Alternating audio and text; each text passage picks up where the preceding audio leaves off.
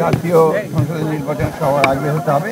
সংস্কারের যে রিপোর্টগুলো প্রত্যেকটি কমিশনগুলো যেগুলো প্রদান করেছে সেগুলোর উপরে আলাপ আলোচনা হবে, দলগুলো কথা বলবে কমিশনগুলোর সঙ্গে এবং একটা ঐক্যমতে পৌঁছানোর চেষ্টা করা হবে, সেটাই আপনার মূল কথা। এবং সেজন্য আজকে প্রাথমিক আলোচনা, সেখানে বিভিন্ন রাজনৈতিক দল বিভিন্নভাবে কথা বলেছেন। আমরা আশা করব যে খুব দ্রুত এই সংস্কারের যে ন্যূনতম ঐক্যমত তৈরি হবে সেটার উপর ভিত্তি করে অতি দ্রুত জাতীয় নির্বাচন অনুষ্ঠিত হবে, এটাই আমাদের প্রত্যাশা।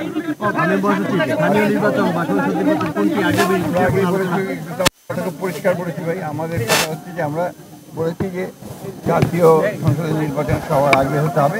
আলোচনায় বিভিন্ন রাজনীতির বিভিন্ন কথা বলেছে, সেগুলো তাদের নিজস্ব মতামত বলেছে, কিন্তু একটু পজিটিভ কনস্ট্রাকটিভ কিছু আলোচনা হয়নি, হওয়ার সুযোগও ছিল না, কারণ পরিচিতি মতো একটা ব্যাপার ছিল।